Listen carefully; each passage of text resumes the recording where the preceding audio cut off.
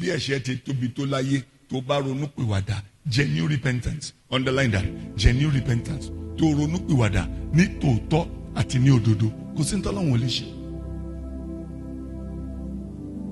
There's nothing he cannot do.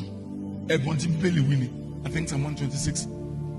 Onígbà tí Olúwa bá dá ìkó lọ sí òní padà, àwa yóò dàbí àwọn tó ń lá àlá, ó ní ẹnu wa yóò sì kún fún ẹ̀rín. Àwa yóò sì wí láàrin àwọn kèfèrí wípé Olúwa ti ṣe ohun ńlá fún wa. So kò sí tí ò lè dá padà.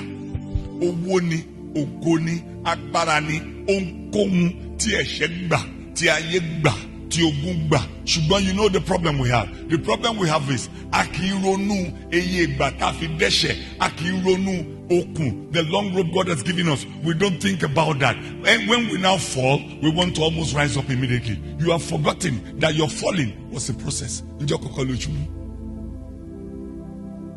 You have forgotten wípé kéékèèké àwọn nǹkan tó fura sí bóyá gbèsè díẹ̀ kọ́kọ́ wọlé ṣùgbọ́n nítorí owó ńlá wà ní tọ́ra will take care of it. Meanwhile ó ti ń wọlé bọ̀ ìṣubú ti dé ó ti tàpá sí Ọlọ́run ti bẹ̀rẹ̀ sí ń yọ lára ẹ díẹ̀díẹ̀ ó ti bẹ̀rẹ̀ sí ń yọ lára ẹ díẹ̀díẹ̀, and by the time you will now become empty wà á discover wípé in the space of 4 years it took you to be empty. So when realization now comes that you are empty, you now begin to run helter skelter. But listen very carefully to me. Njọ́ tó wá ṣubú tó ti wá hàn gàdàbà ó ti ṣubú yẹn. Njọ́ kejì kọ́ ló máa dìde o. Wà máa wá Ọlọ́run bíi pé tó bá di next week kó dìde, tó bá di next month kó dìde, tó bá di in 21 days kó dìde. No, it took you a process to fall and it took take you a process to rise. But people don't come into that understanding. People don't come into that consideration. Tó bá ti ṣubú báyìí, wọ́n ready àti lọ sórí òkè méje, wọ́n ready àti wá wòlíì méje, wọ́n ready àti ṣèṣe òru nítorí pé kíni, wọ́n bí pé láàrin oṣù kan, àwọn gbọ́dọ̀ ṣe kíni, àwọn gbọ́dọ̀ dìde padà. You are wrong. It took you a process to fall. It will take you a process to rise. The man gbàgbé gbọ́dọ̀ kì í jump queue.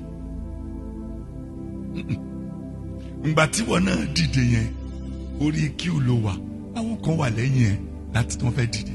Ngbà tó dìde tán tọ́lọ́ yanjú ọ̀rọ̀ ẹ̀, Ọlọ́run tún bọ́ sẹ́lòmíì next ó tún prepare yẹn náà láti gbé dìde. Ngbà tó tún dìde tán Ọlọ́run tún bọ́ sẹ́yìn ẹlòmíì next ó gbé dìde ó lè dìde. Nbí tí wọ́n tó ti wá fún ọ ìwọ ti wá ṣubú nínú ọlá tó fún ẹ ó wá sáré fẹ́ padà ó fẹ́ bọ́ sórí queue. It's not done that way, my friend. No. You will wait. You will pay. You will repent. You will be faithful.